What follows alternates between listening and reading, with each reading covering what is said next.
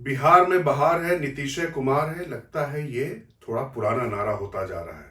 नीतीश से ज्यादा इस समय चर्चा हो रही है तेजस्वी की, इसलिए क्योंकि माई के ऊपर वो बाप को ले आए हैं। जो है माई की पार्टी है, एनवाई की पार्टी है। हम कहना चाहते हैं माई के साथ साथ बाप की भी पार्टी है। अब ये माई और बाप पर बात आगे करें उससे पहले यूं समझ लें, एक और बड़ी खबर बिहार से आ रही है कि लोकसभा चुनाव के साथ साथ में विधानसभा चुनाव भी बिहार में हो सकते हैं। और इसका कारण नीतीश कुमार की इच्छा नहीं, बल्कि तेजस्वी ने जो वहां पर पूरा राजनीति में रूपांतरण किया है उसकी भूमिका ज्यादा है। मतलब तेजस्वी के बाप की भूमिका ज्यादा है। नमस्कार, मैं हूं राजकिशोर।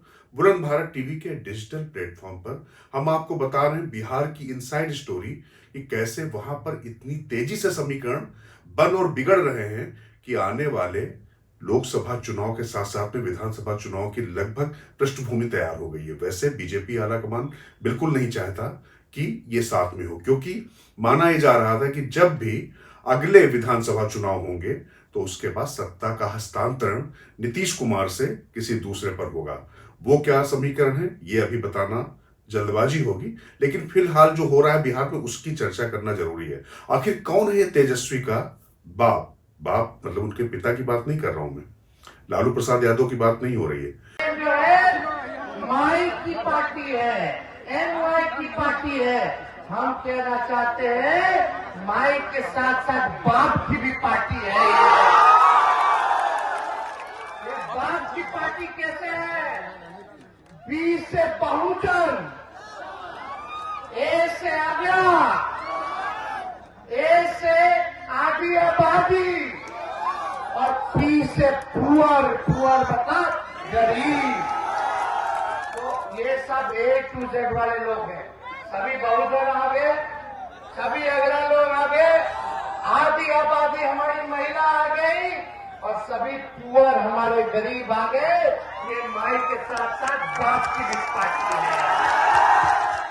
तेजस्वी ने कहा कि माई यानी मुस्लिम यादव समीकरण, वैसे अगर आप देखें तो मुस्लिम और यादव समीकरण बिहार में इतना ज्यादा मजबूत है कि लगभग 32-34% वोटों के साथ में शुरुआत होती है आरजेडी के प्रत्याशी की।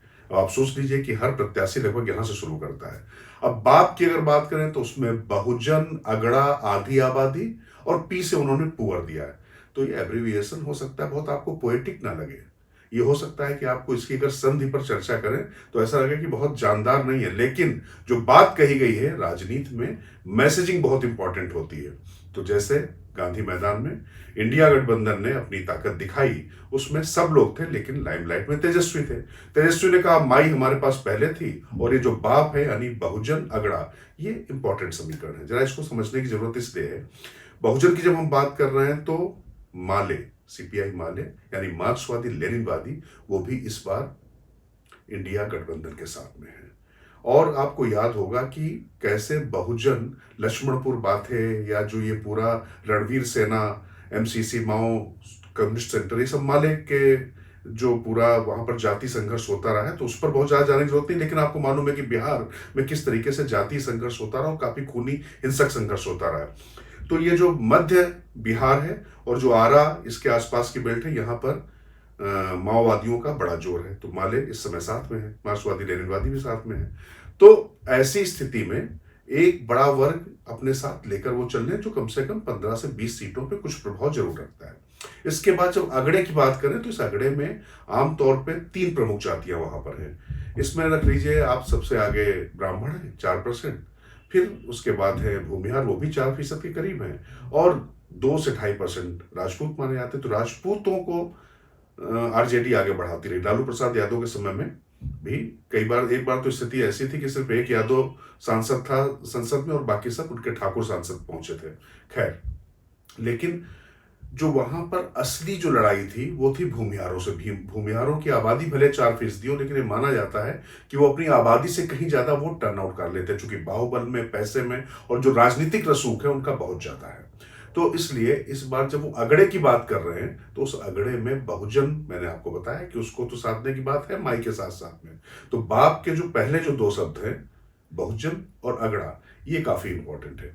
तो अब देखिए, राजनीति में निश्चित तौर पर कुछ भी भीड़ को देखकर अगर अनुमान लगाना है तो आप कई बार गलत साबित हो सकते हैं, क्योंकि 2015 में जिस तरीके की नरेंद्र मोदी की रैलियां हो रही थी, उसके बाद भी नीतीश और लालू की जोड़ी ने जो कमाल किया था वो धमाल सब देख चुके हैं। लेकिन अभी भीड़ ना सिर्फ जुट रही है, बल्कि वहां पर नीतीश कुमार का आज की तारीख में वैसा जादू नहीं है, सब जानते हैं। उसके अलावा एनडीए के लिए थोड़ा सा टेक्निकल ऐसी सिचुएशन आ गई है कि नीतीश के आने से जो अभी तक एनडीए के बड़े करीबी सहयोगी बने हुए थे, जिनको काफी स्पेस मिल रहा था, चिराग पासवान, जीतन राम मांझी और उपेंद्र कुशवाहा, इन तीनों लोग के लिए स्पेस कम हो गया, क्योंकि बड़ा प्लेयर आ गया है एनडीए में, नीतीश कुमार आ चुके हैं।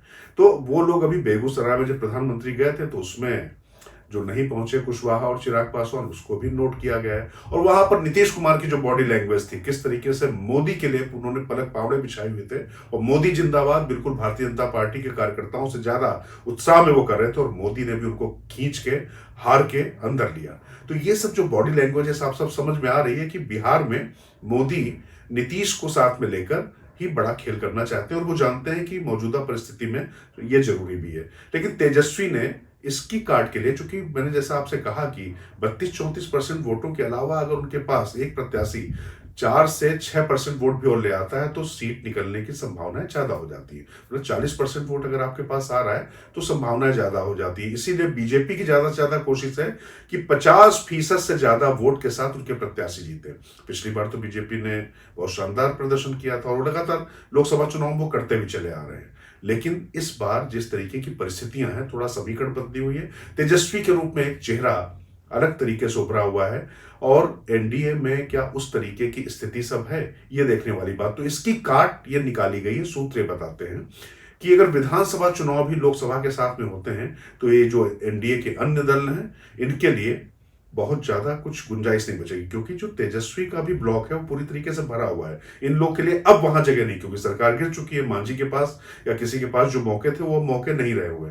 और दूसरी बात है कि तेजस्वी की हार में पिछली बार चिराग पासवान की भी बड़ी भूमिका थी, और नीतीश की भी काफी सीटें कम हुई थी, अगर हम विधानसभा चुनाव की बात करें तो। ये दोनों ही जगहों पर जो चिराग की स्थिति है वो ऐसी बन गई है कि वो बीजेपी के अलावा उनके ऊपर कोई हाथ रखने को तैयार नहीं, क्योंकि उनके जो चाचा हैं पारसनाथ, वो नीतीश के साथ में ही है, वो ऑलरेडी एनडीए के साथ में, तो उनको भी वो स्पेस नहीं मिल पा रहा। तो जैसे ही विधानसभा चुनाव और लोकसभा चुनाव की रणभेरी एक साथ बजती है तो तमाम जो नाराजगियां दूर करने को ये लोग मजबूर हो सकते हैं। तो अब देखने की बात यह है कि ये जो है चुनाव के बाद कौन बाप बनेगा कौन माई बनेगा, ये अलग बात है, लेकिन उससे पहले समीकरण किस तरीके से बनते हैं ये दिलचस्प है। और प्रबल संभावना इस बात की है कि विधानसभा और लोकसभा चुनाव साथ हो जाएं, जिससे जो डैमेज की जो तमाम आशंकाएं हैं वो ना रहे। क्योंकि ये मानकर चलिए कि विधानसभा चुनाव भी अगर साथ में होता है तो उसके लिए क्या इंडिया गठबंधन की उतनी तैयारी है, तेजस्वी की उतनी तैयारी है, और जो एनडीए के थोड़ा सा जो गाल फुलाए हुए जो सहयोगी हैं वो क्या कुछ ज्यादा करने की स्थिति में होंगे, तो देखना पड़ेगा। बाकी अभी इतना ही, बाकी इस पर जो भी अपडेट होगा आपको बताते रहेंगे। बुलंद भारत टीवी से मैं राजकिशोर, ताकत आपकी।